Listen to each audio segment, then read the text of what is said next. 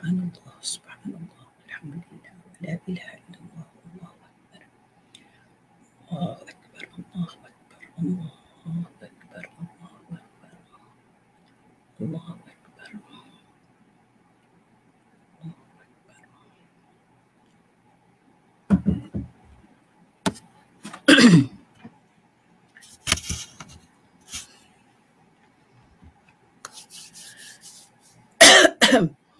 Bismillahirrahmanirrahim.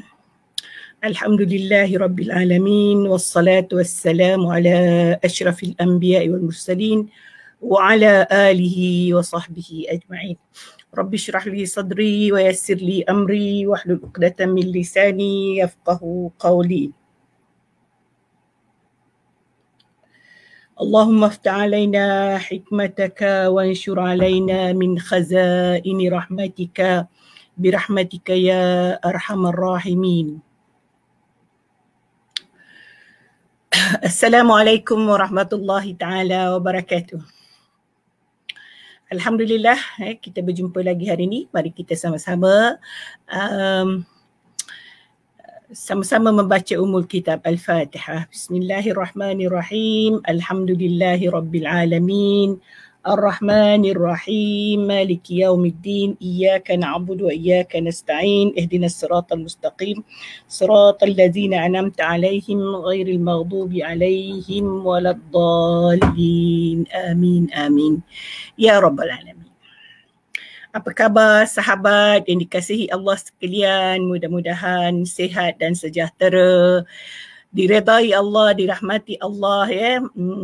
Sungai Merak ni nampak mendung ya. Malam tadi ada sedikit gangguan internet, tapi mungkin rumah saya je tak tahulah. Tapi alhamdulillah pagi ni sudah pulih dan mudah-mudahan live kita hari ini berjalan dengan lancar. Saya kira kalau ada apa-apa tak dengar ke ataupun ada sangkut-sangkut ke, boleh bagi tahu ya.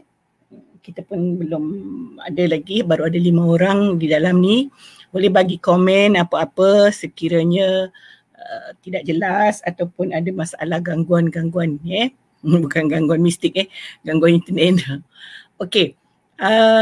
Alhamdulillah juga kita bersyukur kehadrat Allah ya, bila diturunkan hujan tu sebenarnya rahmat ya kepada kita semua, menyuburkan tumbuh-tumbuhan, menjadikan kita redup, tidak terlalu panas, dan kita juga memerlukan air. Walaupun pun kadang-kadang Allah uji sedikit, contohnya mungkin ada ribut, ada apa ni, beberapa hari yang lalu kawasan Bonda ni agak adalah sedikit hujan, ada bumbung rumah terbang, ada pokok, bukan ada pokok, banyak pokok tumbang Jadi nampaknya semua dah selesai, dah berjalan dengan baik Banjir pun banjir kilat saja. Waktu itu kebetulan berada di rumah, jadi tidak ada masalah apa-apa. Itulah ujian, itulah dia kehidupan Kadang-kadang Allah bagi kita biasa-biasa saja ataupun kita bergembira. Kadang-kadang Allah uji sedikit, bukan banyak sangat pun, tapi kita selalu merasakan dia satu ujian yang besar atau menyusahkan. Sebenarnya apa yang Allah uji itu bukanlah satu yang besar berbanding nikmatnya. Kita kena ingat itu. Hidup ini memang penuh dengan ujian, tetapi nikmat Allah jauh lebih banyak, lebih besar, yang sentiasa perlu kita syukuri. Lebih patut kita sentiasa ingat bahawa Allah memang sayang dengan rahmatnya, Allah sayang kita, Allah kasih kita, dan apa yang diberikan itu adalah yang terbaik untuk kita. Azza waalaikumsalam ramai yang beri salam tu. Waalaikumsalam warahmatullahi taala wabarakatuh. Terima kasih bagi like, bagi love bagi sayang-sayang, memang sayang-sayang semua. Bolehlah share dulu. Mudah-mudahan kita dapat kita dapat rahmat Allah pada pagi yang mulia ini, dan kita berkongsi Bonda dah cakap banyak kali, bukanlah Bonda ni bijak sangat untuk mengajar, tetapi hanya berkongsi apa yang Bonda baca dan apa yang Allah turunkan ilham, apa yang Allah pinjamkan sedikit ilmunya. Dan kita tidak kira umur, tidak kira muda, kanak-kanak sehinggalah kita ke liang lahat, ilmu mesti dicari dan kita tidak boleh merasakan bahawa kita serba tahu, maka kita tidak perlu untuk belajar. Sesungguhnya mempelajari ilmu itu adalah satu tazkirah, satu peringatan. Walaupun kita dah baca banyak kali, walaupun kita tahu, tetapi kadang-kadang dia tak menyentuh hati apabila tidak sampai ke hati. Jadi apabila kita mendengar ataupun menghadiri satu majlis ilmu, rahmat Allah turunkan rahmat, Allah hantar malaikatnya untuk menurunkan rahmat, maka menyentuh Allah, buka hati kita supaya kita mendapat hidayah dan rahmatnya. Itu yang kita doa dan itu yang kita harapkan. Mudah-mudahan kita kita mendapat rahmat yang Allah turunkan itu. Sebab itulah dikatakan bahawa majlis ilmu itu ialah taman-taman syurga. Sebenarnya kenapa dikatakan taman-taman syurga? Kerana menerima ilmu itu adalah satu peringatan. Dia kadang-kadang bukan ilmu fardu ain ataupun ilmu agama, ilmu-ilmu lain pun, kalau kita mempunyai kesedaran, kadang-kadang kita belajar, Allah ini pun saya tak faham. Ini pun saya tidak tahu, dah dengar baru tahu. Maka kita kata, luasnya rahmat, dia terus menyentuh hati kita, ya Allah, luasnya ilmu Allah. Saya baru sampai kepada keadaan ini, pada masa ini, setelah sekian tahun, baru saya mendapat tahu bahawa rupanya ada ilmu yang begini dan syukur kita dapat mempelajarinya dan kita dapat menggunakannya. Jadi jangan risau ataupun jangan berkira untuk belajar. Jangan berkira, maksud saya bukan berkira duit. Kadang-kadang orang berkira duit tu banyak juga. Kadang yuran kena bayar dan sebagainya. Berkira masa ataupun berkira tenaga itu satu hal juga. Malaslah, saya tak nak buat lah. Banyak lagi kerja lain yang saya nak buat. Padahalnya kan, kalau kita nak kira kerja kita ni, tak habis-habis tuan-tuan dan puan-puan. Tak akan habis. Dia sentiasa ada. Terutama orang perempuan lah, dia kata dia celik mata je, bekerja sampai tutup mata. Yelah, kita bangun pagi nak buat sarapan, nak kemas, lepas kemas tidak kain, lepas macam-macam. Kalau nak susun itu memang banyak. Tapi seorang yang menghargai masanya akan menyelitkan di mana-mana sahaja ruang untuk dia mencari ilmu. Untuk dia mencari ilmu. Ada perkara yang memberikan, ilmu itu semua memberi faedah. Yang penting kita nak faedahkannya di mana? Nak gunakannya di mana? Itu yang kita perlukan. Apatah lagi kalau ilmu yang begini, kita nak baca Quran, kita nak faham maknanya. Tidak ada namanya istilah terlambat. Saya dah umur macam ni baru nak tahu isi kandungan Al-Quran. Ataupun nak kata cepat sangatlah, saya budak lagi baru 15 tahun. Tak perlulah saya belajar. Sebenarnya semua orang kena belajar. Ini fardu ain. Ini perkara yang mesti dipelajari. Ini Al-Quran, panduan kita, dustur kita, perlembagaan kita. Kalau kita tidak pelajari, tidak memahami, maka kita akan kurang pandu arah kita di hidup di dunia ini. Jadi cari peluang, banyak peluang sekarang. Kita lihat TV Hijrah buat, kita lihat macam-macam. Ramai orang mengadakan kelas-kelas secara online, secara offline, semua. Macam saya kata, jangan berkira tenaga. Tak sempat dah nak pergi kelas. Hari Minggu nak duduk dengan keluarga sebab dia orang selalu buat kelas hari Minggu. Hari ini. Banyak ya. Selagi banyak kita punya alasan, maka tidaklah kita ke mana dalam mencari ilmu. Kalau kita istiqamah dengan pencarian ilmu, maka kita rasa tidak seronok duduk diam. Kita akan fikir apa lagi yang perlu saya belajar. Bila kelas tu, bila kita nak tahu. Dan bila rasa tertinggal, kita mencari pula bagaimana untuk backup balik yang tertinggal. Sama ada kita mencari guru lain atau macam-macam lagi. Kita mesti ingat bahawa pencarian kita itu mesti kita lakukan setiap masa. Masa berjalan, umur kita berjalan dan kita tidak tahu apakah kita mati muda atau mati tua. Mungkinlah kalau macam saya, of course lah macam bonda ni fikir umur dah 66 tahun, mungkin sehari 2 hari lagi akan pergi. Mungkin yalah kalau fikir kenapa you nak belajar lagi benda ni, bila nak gunakan, umur pun dah macam dah sampai macam orang kata nyawa-nyawa ikan, esok lusa pergi dah, tapi belajar lagi. Bila nak gunakan, kita jangan fikir yang tu. Kalau kita fikir yang itu, memang itu syaitan dah kacau kita. Tapi sepatutnya kalau ilmu agama lagi lah kita nak mati lagi, kita nak belajar. Tapi itu pun banyak masa lagi. Kalau muda fikir, banyak masa lagi, umur aku baru 20, umur aku baru 30, ada 30 tahun lagi. Tahu mana umur kita 30 lagi. Jadi apa saja ilmu, terkhususnya ilmu yang boleh menunjukkan kita jalan ke syurga, kejar. Tak kira lah kita tua atau muda. Kalau tua dia kata dia dah terlambat. Kalau muda dia kata banyak ada masa lagi. So bila sebenarnya? Yang sesuainya tu bila? Macam tu. Okay? Itulah bukan letter peringatan untuk diri sendiri. Sebab benda ni pun kadang-kadang ada juga syaitan kacau-kacau. Bila pergi belajar, tak malu ke? Dan macam-macam lah. Terutama bila sentak, bila orang tu kata umur berapa? 66, tak payahlah, puan tak sesuai dengan ni.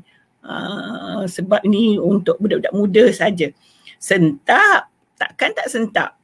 Rasa macam nak tarik diri minit tu juga nak tutup dah WhatsApp orang tu. Tapi kita cuba meyakinkan bahawa meskipun kita tua, kita insya-Allah masih mampu belajar dan ada kegunaannya belajar. Nanti ada orang pula pelik. Bila bonda pergi belajar, ni nak pergi satu bengkel bengkel orang kata belajar baca express eye, belajar baca cepat. Orang kata, Ustazah ni nak buat apa? Bonda ni kenapa nak belajar ni? Anak kecil tak ada. Allah, tuan-tuan dan puan-puan, saya ada cucu kecil, ada anak-anak saudara, ada macam-macam. Yang saya ingin untuk berbakti kepada mereka. Siapa-siapalah nak belajar kalau saya dah tahu. Belum tahu lagi sebab belum sampai lagi masa belajar ni, entah tak boleh. Tapi kita doa pada Allah, kita dapat hidayah daripada Allah dan kita boleh buat dan kita boleh kembangkan ilmu itu. Tak semestinya saya belajar tu saya nak buka kelas, nak cari duit dan sebagainya. Sebab orang selalu fikir kita belajar nak cari duit. Sebenarnya belajar bukan semestinya nak cari duit. Belajar bukan semestinya kita ni saya fikir untuk perniagaan. Kita belajar untuk keuntungan. Kalau bonda ni dah lepas dah masa itu semua sudah berlalu. Sebab itu orang kata buat apa bonda buat live, orang semua ceramah berbayar. Lah dah puas dah kot berbayar, berhentilah berbayar tu. Kan, bagi percuma. Moga Allah yang kira. Kita serah kepada Allah untuk memberi hidayah kepada yang dengar. Panjang pula celoteh pagi ni Okey, tuan-tuan dan puan-puan, mudah-mudahan kita sama-sama dirahmati Allah, diredai dan ingat akan tanggungjawab kita. Jom kita sambung kita punya tadabbur nak suruh bercakap, benda ni boleh bercakap celoteh-celoteh kosong begitu. Saya harap tidak kosong lah. Saya harap dia memberi peringatan kepada semua. Okey, kita baca yang lepas kita dah baca ayat 31, 32, ayat 31 dah terang 2 kali, dah ulang. Ayat yang ke-32 saya cuma nak ulang sedikit.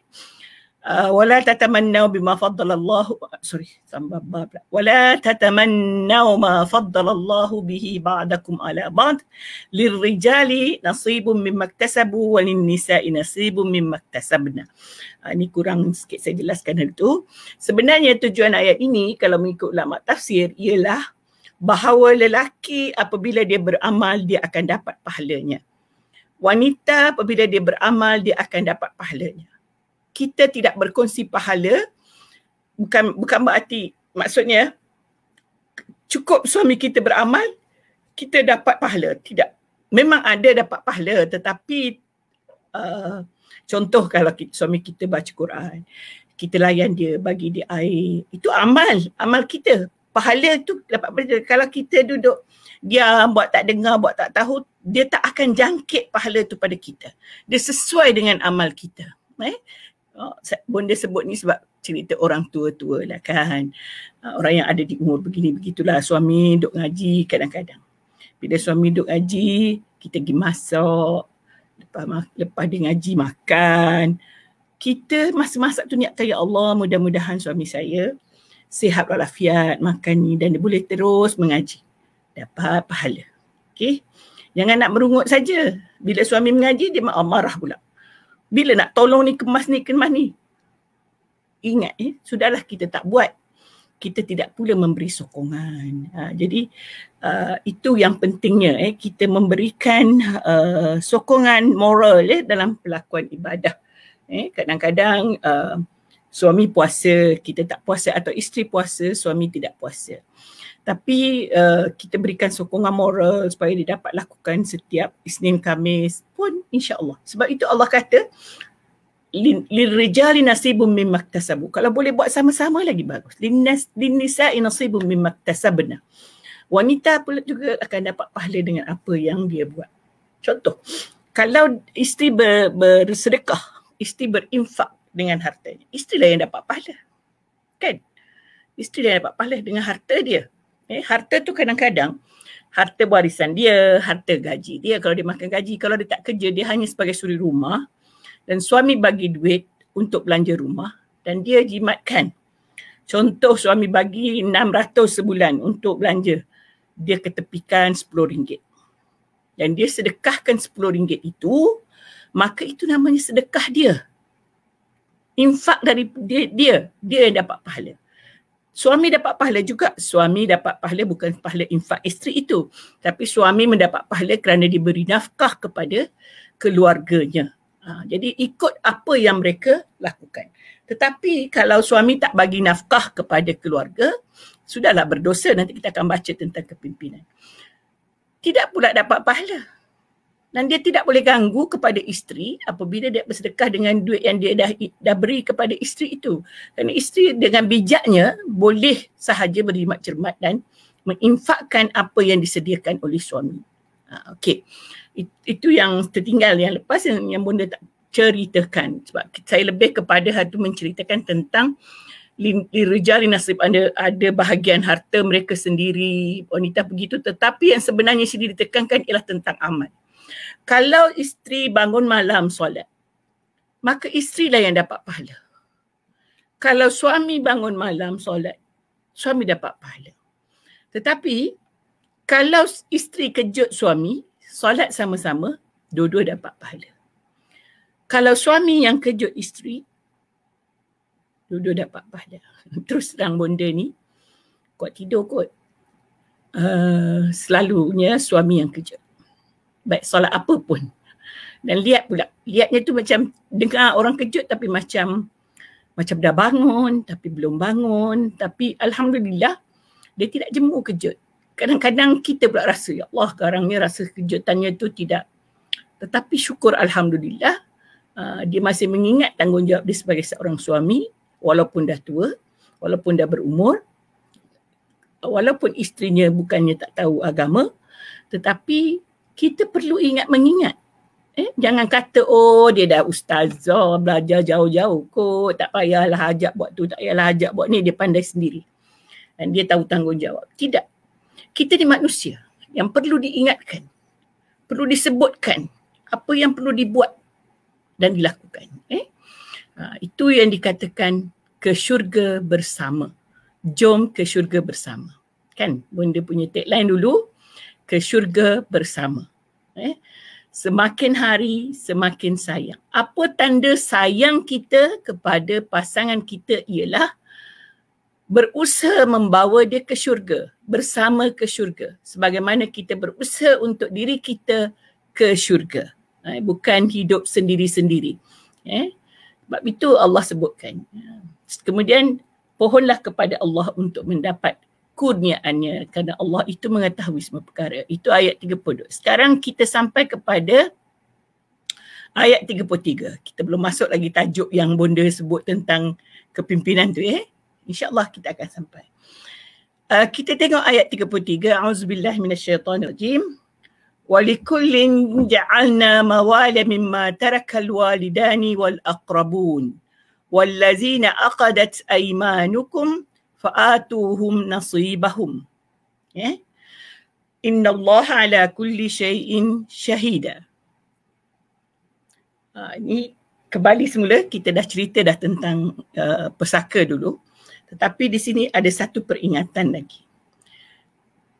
Setiap walikullin ja'alna, setiap lelaki dan perempuan yang telah mati, tak kiralah yang mati itu lelaki atau perempuan, kami telah letakkan orang-orang yang berhak mewarisi. Maknanya dulu kita ada sebut ayat yang sebelum ini, iaitu ada orang yang berhak mewarisi peninggalannya, iaitu ibu bapa, al-walidan wal aqrabun, dan kerabat yang terdekat. Kita dah baca anak, adik-beradik, siapa dia, kalau ada anak siapa dia yang terhijab dan sebagainya.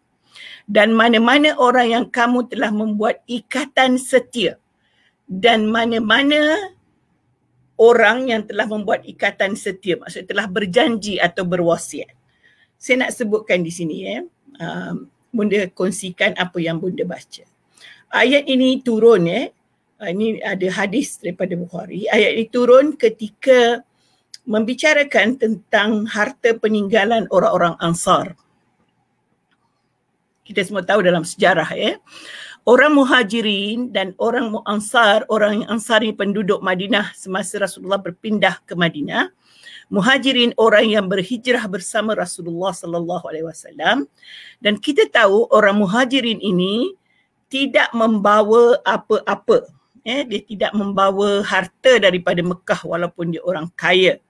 Kita lihat Abdurrahman bin Auf, seorang yang paling kaya di Mekah dahulu, tidak membawa, dia macam orang kata sehelai sepinggang lah dan bekal makanan saja di tengah jalan yang dia bawa. Sampai di Madinah, dia dipersaudarakan dengan Ansar. Macam saudara angkat lah. Dan ramai dipersaudarakan di antara satu dengan yang lain. Sehingga persaudaraan ini pada awalnya sebelum turun ayat ini, mereka boleh mewarisi harta Ansar kalau dia meninggal. Pada pandangan mereka lah, sebab mereka sudah terlalu rapat. Sehingga kalau Abdurrahman Auf ini, dia ditawarkan untuk dia ada isteri lah, 2-3 orang saudaranya tu, dan dia kata dia tak nak perempuan, dia nak beri modal untuk berniaga sebab dia pakar perniagaan, beri modal untuk dia berniaga, dan dia akan tunjukkan cara-cara berniaga yang betul. Cuba tengok ke ukhuwah, persaudaraan yang kukuh ini. Tetapi saya nak cerita hari ini tentang warisan. Maka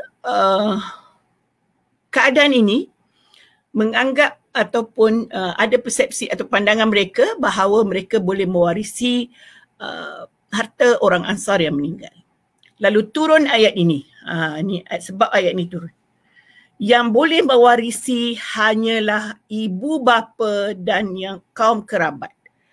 Keluarga yang hanya bersaudara secara angkat atau tak angkatlah, dia rapat sangat. Kita kadang-kadang ada kawan rapat-rapat sangat ni, kita tak berhak mewarisi. Dan kerana dalam masyarakat kita selalu bela anak angkat daripada kecil dan sebagainya, itu memang betul-betul rasa macam anak sendiri.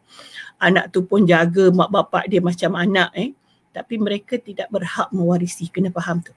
Tidak berhak mewarisi. Dan ibu bapa tadi tidak boleh mewariskan hartanya kepada anak angkat.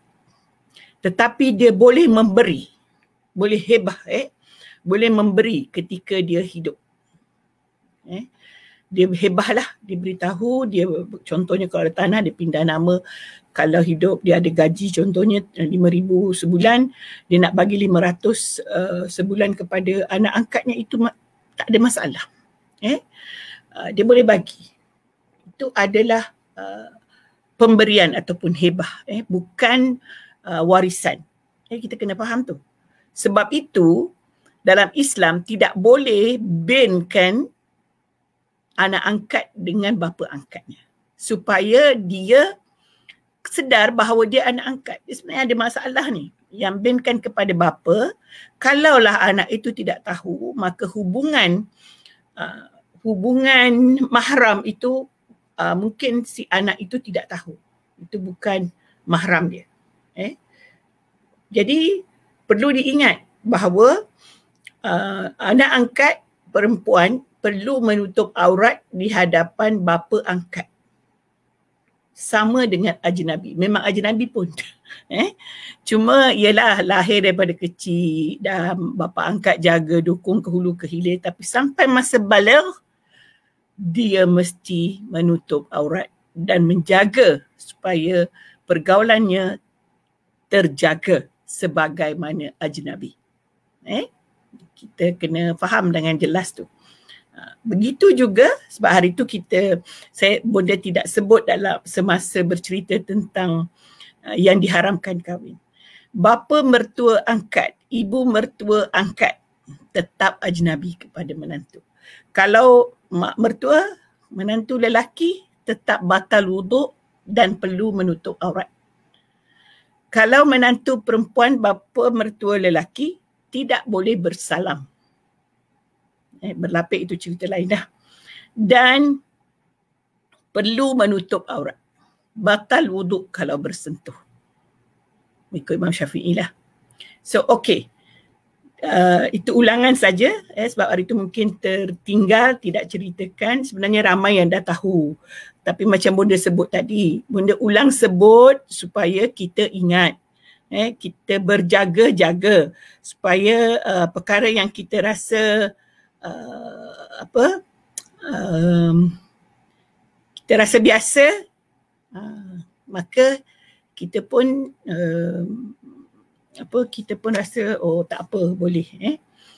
Apatah lagi kalau anak angkat itu memelihara kita waktu sakit kita dan sebagainya, sudah tentu kita rasa kita nak mewariskan harta kepada dia. Sebab itu kalau boleh kita ada yang dikatakan secara undang-undang lah memberi supaya tidak berlaku apa-apa kemudian hari. Dia ambil bukan harta warisan tetapi pemberian. Kena ingat dia hibah, bukan warisan. Jadi apa-apa sahaja yang berkaitan dengan hukum, kita perlu ingat bahawa ajnabi itu keluarga angkat itu adalah ajnabi. Kita tidak boleh letak dia sama dengan keluarga secara keturunan. Hari itu Bonda dah sebutkan, ulang tayang saja.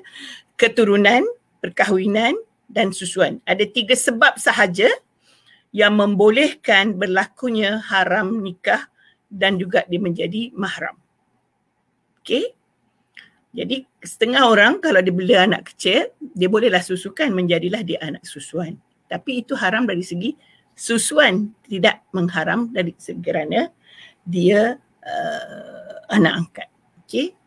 Sebab Bonda sebut ni terlanjur baca tentang sebab turunnya ayat ini ialah cerita Muhajirin dan Ansar.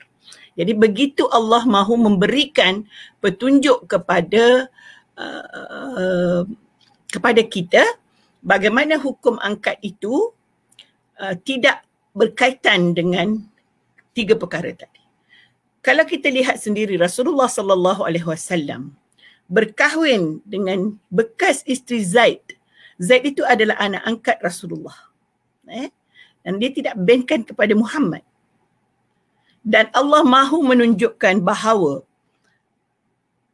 itu bukan mahram. Zainab bin Jahsh itu bukan mahram dia. Lalu bila Zaid, Allah mengilhamkan supaya Zaid menceraikan Zainab dan dan Rasulullah mengahwininya untuk pengajaran kepada kita pada hari ini sebagai satu ingatan bahawa bekas menantu angkat boleh dikahwini. Tidak sama dengan menantu daripada anak kandung. Sebab itu dia bukan Rasulullah ni saja-saja nak kahwin, saja-saja ambil bekas menantu angkat. Sebenarnya dia adalah berkaitan dengan hukum.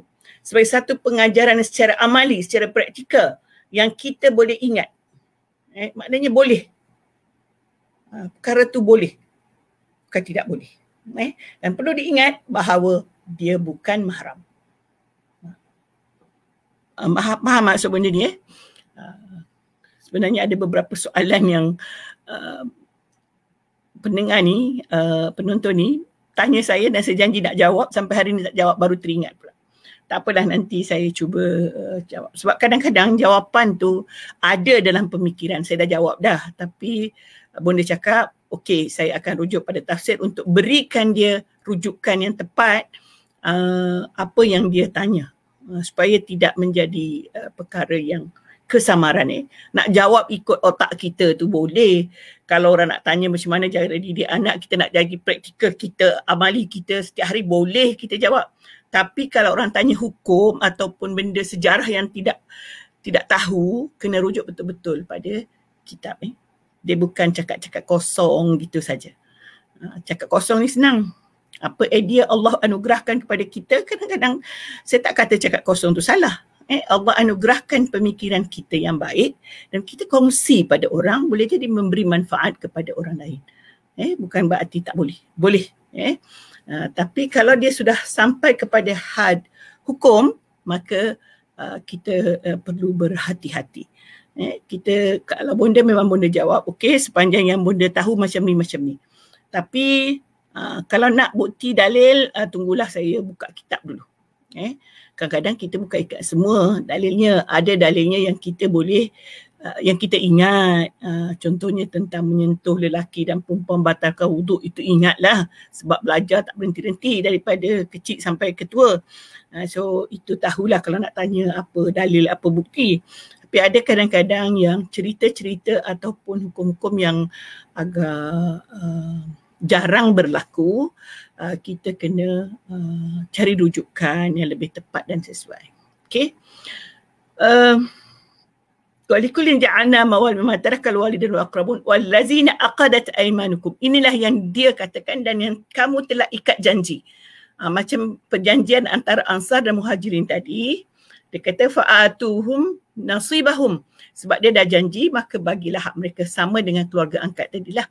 Kalau dah janji, tapi janji, sekali lagi Bonda sebut, janji itu biarlah yang bertulis dan ada persaksian, terutamanya pihak undang-undang, penasihat undang-undang harta dan sebagainya.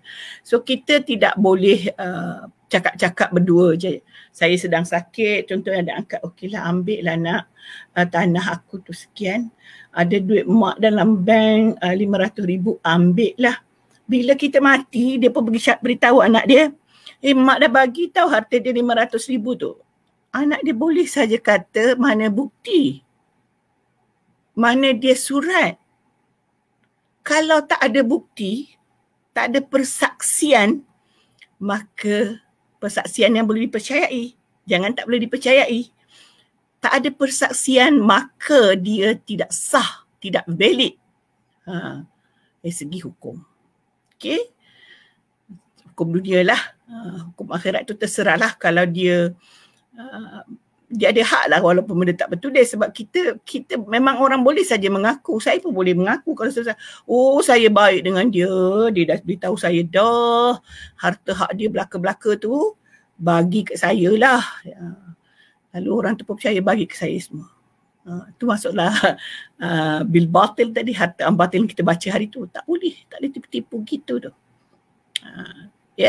Sebab itu untuk mengelakkan apa-apa sahaja penipuan, maka kita bersaksilah. Kita saksi kita memang Allah. Tetapi ada dikatakan saksi hukum dunia ni, kalau ada surat peguam, siap mati stem orang kata. Saya dulu heran dengan yang dikatakan mati stem tu. Sekarang ni tak tahulah ada lagi ke tak benda-benda gitu tu.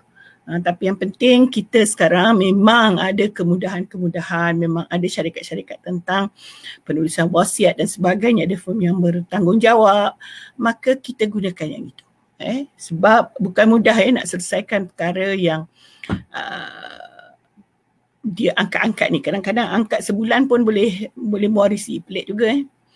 Okey, lainlah kalau dia memang menjaga orang tuanya dari kecil sampailah besar, itu pun perlu kepada penulisan yang ini. So disegerakanlah wasiat tu. Sebab kalau kadang-kadang kita fikir muda lagi kot, saya baru umur 40, ada anak angkat ni mati 60, ada 20 tahun lagi. Kita semua tahu mana mau mati 60. Kita tak tahu, sekarang ramai je yang mati awal. Okey.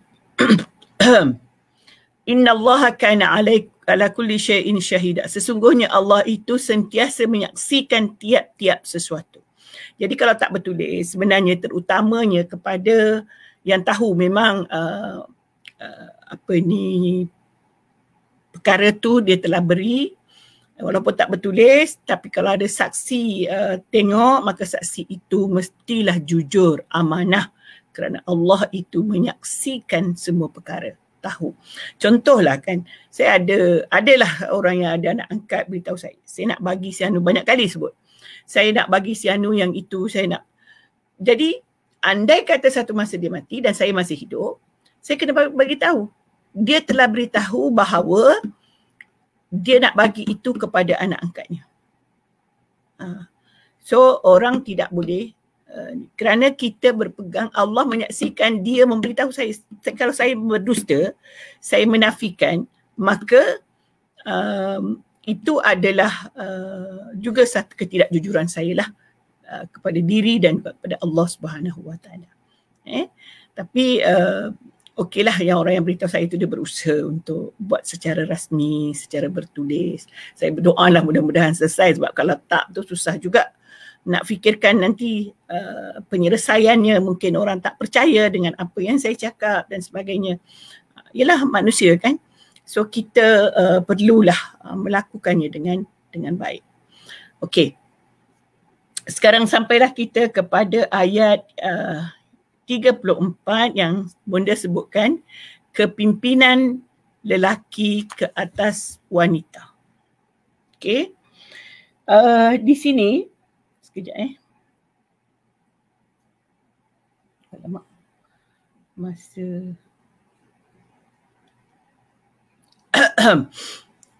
kepimpinan lelaki ke atas wanita. Ar-rijalu qawwamuna 'alan nisa.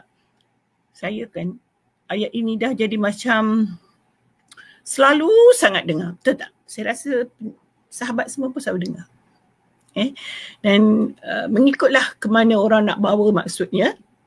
Padahal ayat ini sebenarnya ada maksudnya yang tertentu. Dulu masa di universiti, Bonda pernah mengajar tentang, tak ingatlah apa nama kursus tu. Wanita dan kepimpinan ke, wanita dan wanita dalam Islam ke, tak ingatlah. Tetapi ayat ini dia jadi, orang kata terlalu banyak penghuraiannya.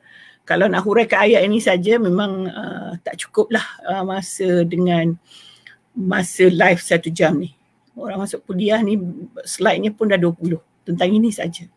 Tapi ni tak bagilah kuliah, hanya nak beritahu maksudnya.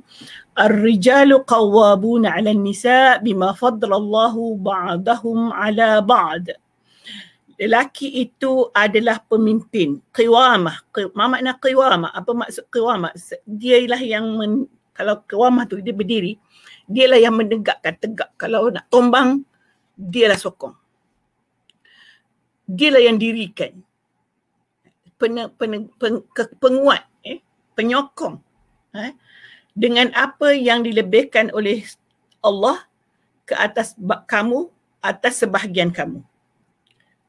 Bukan apa yang dilebihkan lelaki daripada perempuan, tetapi apa yang dilebihkan oleh Allah dari sebahagian kamu ke atas sebahagian kamu.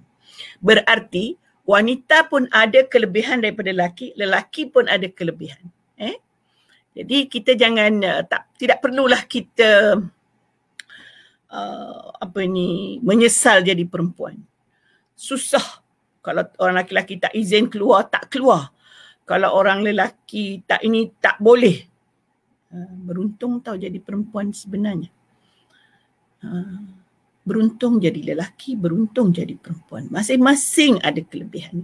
Tidak perlulah kita tatamannau bima faddalallah. Tak payah kita bercita-cita. Lelaki bercita-cita jadi perempuan. Sampai tukar semua zahirnya kita pun rasa dia memang perempuan. Perempuan bercita-cita nak lelaki, bebas nak keluar, nak itu, nak ini. Itu adalah kecelaruan minda, bukan kecelaruan jantina. Minda dia celaru, tidak tahu apa yang lebih pada dirinya, apa keistimewaan dirinya.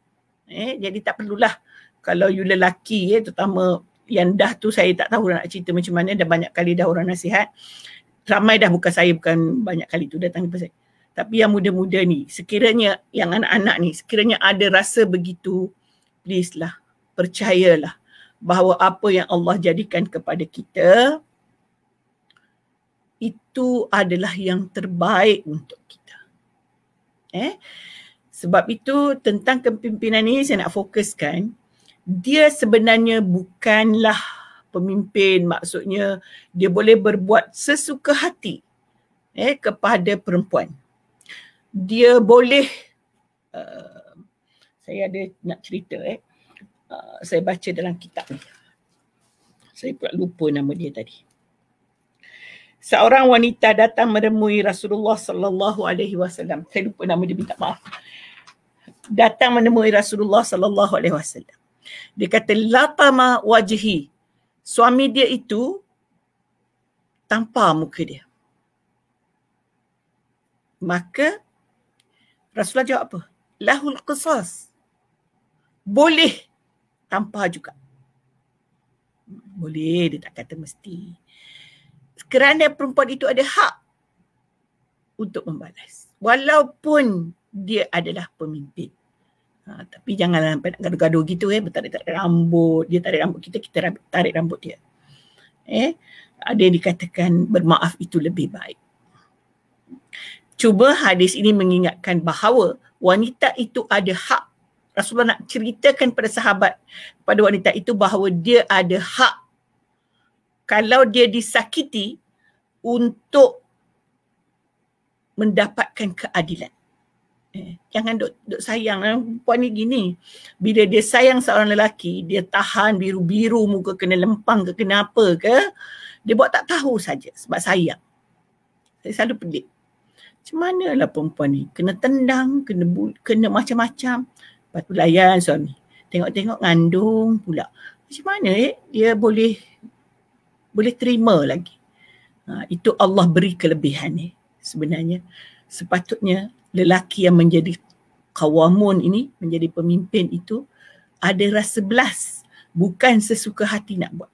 Jadi apa yang boleh nak terangkan tentang kepimpinan di sini, dia ada kepimpinan dalam keluarga, ada kepimpinan dalam masyarakat, ada kepimpinan dalam organisasi. Hari ini kita berbicara dalam keluarga sahaja. Apabila seorang lelaki dah salam sah, dia kata akad nikah, bersama akad nikah itu ialah kepimpinan yang dia ada. Dan kepimpinan yang perlu dilaksanakan oleh lelaki itu sudah tentu bukan menguasai ataupun sesuka hati nak buat apa kepada perempuan tadi. Tetapi yang utama, ada dikatakan nafkah, itu sudah tentu. Tempat tinggal, tempat makan, pakaian yang selayaknya untuk isterinya. Maka suami itu sebagai pemimpin perlu siapkan itu semua. Okey, itu dari segi harta. Yang kedua, pendidikan, takdib kepada isteri. Dia mendidik isteri, mengajar isteri untuk mentaati Allah Subhanahu wa taala. Itu tanggungjawab suami. Jangan main sah aja nikah. Sebab itu sebelum berkahwin anak-anak muda sekalian, selain daripada menyiapkan harta, siapkan diri dengan ilmu. Tak siap ilmu, sukarlah perkahwinan itu.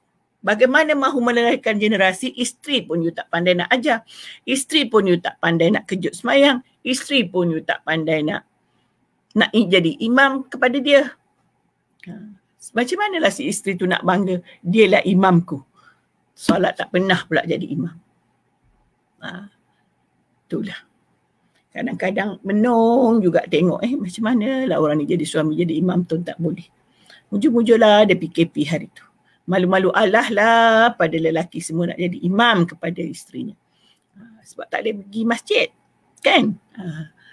Kalau suara tak sedap itu anugerah Allah. Pada isteri tante itulah suara yang paling sedap.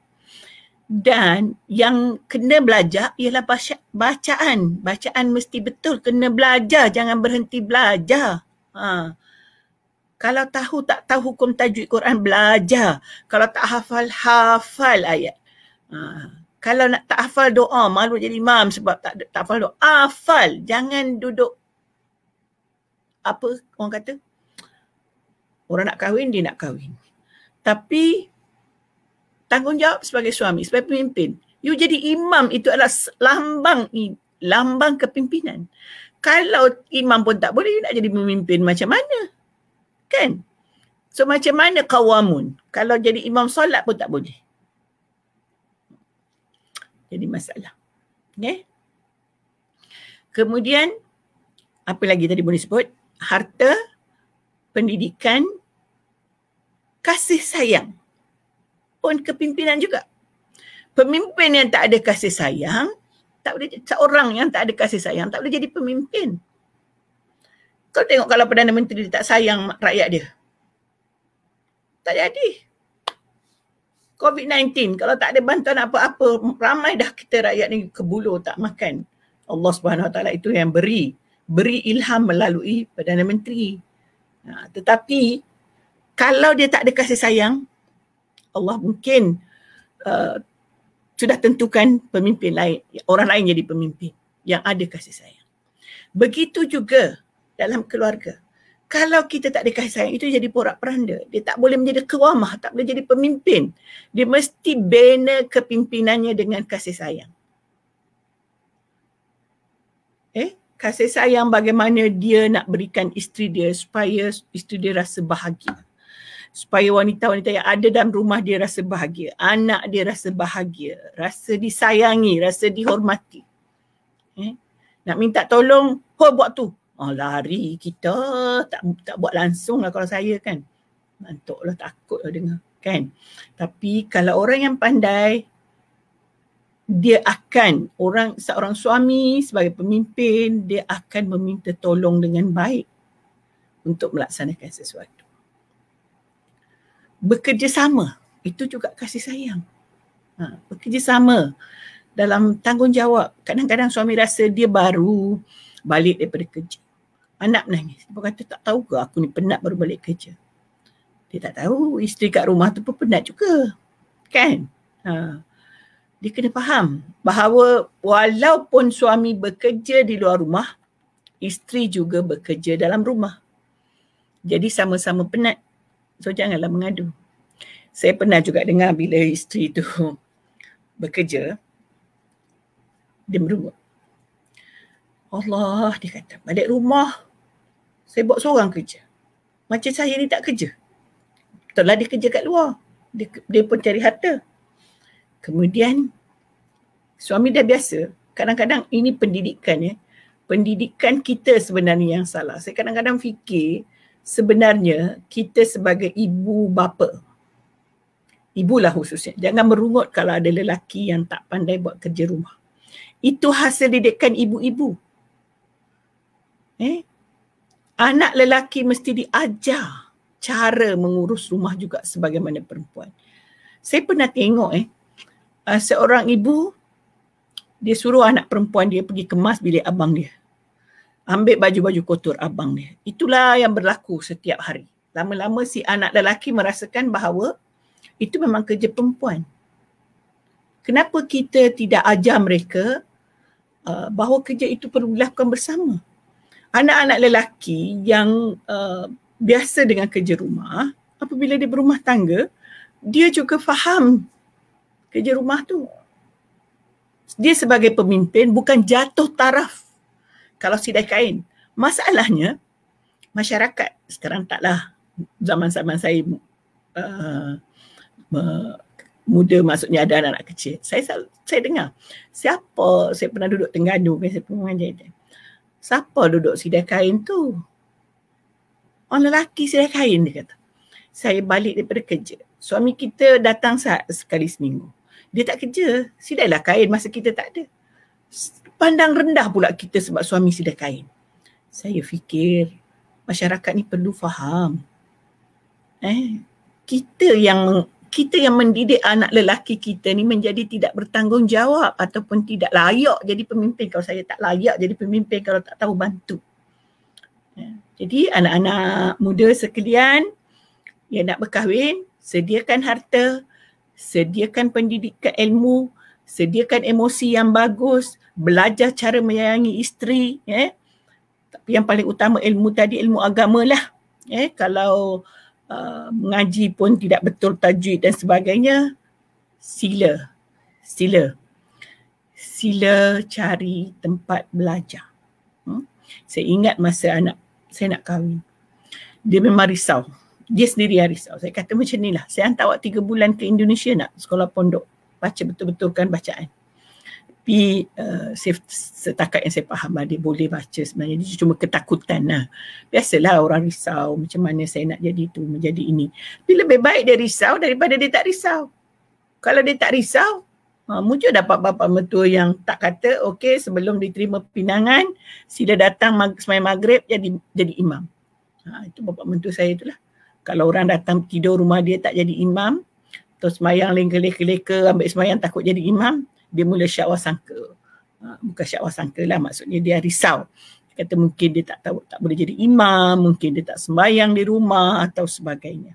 Jadi nak cadangkanlah pada anak dia, anak perempuan, kalau dia kata ada orang berkenan kat dia ataupun siapa-siapa dia kata datanglah ada orang kata tukang merch kan. Ada anak si Polan ni gini-gini, boleh lah datang minang anak kamu.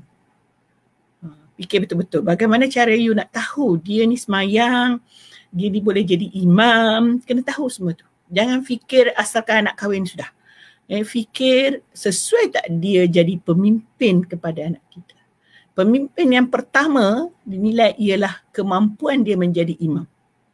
Kalau dia tak mampu jadi imam, memang tak layaklah jadi pemimpin. Melainkan kalau dia lahir bisu ke apa ke, itu kemudian ceritalah. Tapi kepimpinan orang bisu ni tetap bagus. Kalau bukan dia tak bolehlah jadi imam kerana dia tak boleh baca, tapi yang lain-lain, kalau dia boleh beri nafkah, boleh beri kasih sayang, boleh ada ilmu dan sebagainya, itu tidak jadi masalah. Jadi sebagai seorang ibu bapa kepada anak perempuan, berhati-hati menerima pinangan. Saya tak kata wahai perempuan berhati-hati, sebab seeloknya dia adalah ibu bapa menentukan dan menerima. Memanglah anak tu mempunyai pandangan. Tetapi anak juga boleh melahirkan pandangan. Andainya kadang-kadang ada orang cadangkan, kahwinkan anak kamu ni dia pun main terima. Tapi anak perempuan tadi tahu bahawa lelaki saya tak tahu ataupun rasa syak lah, dia mungkin tak boleh semayang, tak pandai jadi imam. Anak perempuan tadi berhak meminta bapanya, ibunya untuk buat ujian. Pandai-pandailah nak tahu dia solat ke tak. Saya ingat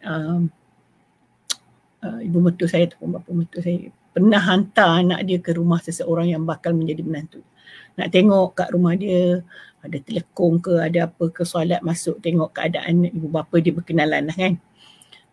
Tentu kita tahu kita orang tu solat ke tak, sebab kita tahu keadaan rumahnya.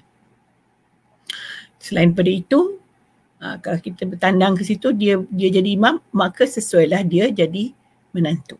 Saya rasa cara ini adalah cara yang tepat daripada kita main terima sahaja dan selepas berkahwin kita sudah tidak ada pilihan untuk menentukan bagus, sesuai atau tidak sesuai. Saya pin hari ni saya keluar nama Mazna Ibrahim saja. Okeylah ya. Saya rasa saya dah keluarkan tadi yang tu. Okey, Mazna lagi. Okey. Okey, Kamisah pun ada. Okey. Jadi alamak, tengok jam. Saya ni bersembang-bersembang, kadang-kadang masa berlalu. Alamak, sudah 11.33. Okey, kita akan sambunglah sedikit. Kita akan sambunglah ayat ini pada hari Ahad.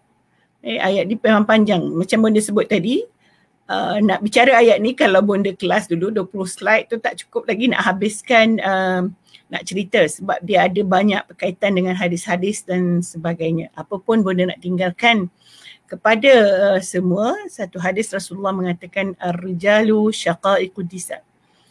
Lelaki itu adalah saudara kepada, syaqaiq itu sebenarnya saudara kandung kepada wanita. Maksudnya kasih sayang kepada wanita itu adalah penting daripada lelaki. Kepada semua para suami, para lelaki yang ada adik perempuan, ada anak perempuan, ada ibu perempuan, tolonglah keluarkan, bertutur bicaralah dengan baik, hormati wanita itu. Dan tentu ibu memanglah hormati. Kalau isteri, hormatilah. Dia bukan orang suruhan, dia bukan orang gaji. Nak menyuruh dia, you sebagai pemimpin, dia bukan rakyat jelata, rakyat marahan. Dan kita tahu bahawa rakyat juga mesti disayangi. Walaupun dia marahan, makin marahan, itulah makin disayangi, makin dihormati, makin dikasihi, makin keluarkan perkataan yang baik-baik, suara yang lunak, bukan suara tengking, suara meninggi saja, asal depan isteri meninggi, depan orang lain suara lembut. Ini masalah besar. Ini masalah besar. Saya ingat dulu waktu bonda selalu pergi on air di radio, dia ada orang bertanya kan. Dia tanya, suami saya ni dia katakan, Ustazah, kat rumah kan diam, tak nak bercakap-cakap. Cakap sepatah, dia cakap sepatah. Cakap sesuara tinggi. Tapi dia pergi kedai kopi dengan kawan-kawan dia, terbahak-bahak, ketawa, riang-ria. Macam mana saya nak buat? Saya pun terfikir. Itu juga tu apa kita rasa kalau begitu. Tapi tadi isteri bertanya, saya beri nasihat isteri lah. Tak bolehlah nasihat suami. Tapi kalau general orang secara terbuka panggil bonda buatlah contoh. Janganlah jadi lelaki macam ni. Di luar rumah berbicara bukan main. Atau datang tetamu, pandai pula cakap lemah lembut. Sampai orang kata lembah lembutnya suami hang. Allah, sampai orang kata dia pijak semut tak mati. Tak tahu kalau tidak dengan tamu, bukan saja pijak semut tak mati. Semut pun lari. Tahu ke mana lintang pukang dengar tengkingan dan sebagainya. So inilah yang perlu kita ingati. Mudah-mudahan kita dirahmati Allah, dikasihi Allah. Kita berjuanglah untuk sama-sama ke syurga. Kita boleh bersuara tinggi sekiranya isteri itu degil melakukan ibadah kepada Allah. Macam saya lah, suami tu selalu juga angkat suara bila dah kejut-kejut tak bangun-bangun juga. Saya ada dengar suara dia tu macam lebih tinggi daripada biasa. Mungkin letih lah tu, kejut tak boleh bangun. Jadi sebab itu bonda selalu nasihatkan orang, tidur awal, mudah bangun. Sebab bonda yang selalu terlajak-lajak tidur lambat tu, nak ingatkan diri sendiri. Jadi itu sahaja untuk pertemuan kita kali ini. Kita akan sambung hari Ahad nanti ya. Sila datang. Kalau rasa perlu nak dengar, saya harap perlulah tentang ayat ini kita nak habiskan panjang lagi. Ada ayat tentang fassalihatu qanitatun hafizat. Itu semua benda yang dia banyak hukum sebenarnya dalam ayat 34 ini. Bukan hanya cerita ar-rijalu qawwamun. Dia ada cerita tentang nusyuz, ada cerita bagaimana nak didik isteri dan sebagainya. So tadi bonda baru buka je sedikit. So kita akan sambung hari Ahad sehingga bertemu lagi. Kita sama-sama berdoa kepada Allah. Mudah-mudahan kita semua sihat sejahtera. Mudah-mudahan kita semua dirahmati Allah. Ya Allah, rahmatilah kami. Jadikanlah kami keluarga yang bahagia. Ya Allah, ya Tuhanku, jadikanlah, saya perempuan jadikanlah suami-suami kami seorang suami yang layak menjadi pemimpin. Dan kepada semua lelaki-lelaki yang di luar sana, ya Allah, jadikanlah mereka yang memang mendapati ciri-ciri kepimpinan, menyayangi pasangan mereka. Jadikanlah semua anak-anak lelaki kami berusaha untuk menjadikan mereka pemimpin yang baik kepada wanita yang didampinginya. Jadikanlah semua anak-anak para pemuda yang ada di luar sana berusaha untuk menjadi seorang suami yang baik, berusaha untuk menjadi pemimpin yang baik kepada para wanita. Dan jadikanlah kami para wanita menjadi pendamping suami dengan baiknya, sama-sama melengkapi di antara satu yang lain. Mudah-mudahan kami hidup bahagia, ceria. Mudah-mudahan kami bahagia, senang beribadah, mudah beribadah kepadamu ya Allah. Rabbana atina fid dunya hasanah wa fil akhirati hasanah wa qina azabannar walhamdulillahi rabbil alamin. La ilaha. Bismillahirrahmanirrahim. Wal asri innal insana fi khusr illa allazina amanu wa amilus solihat. Amin amin ya rabbal alamin. Wabillahi taufiq wal hidayah. Wassalamualaikum warahmatullahi taala wabarakatuh.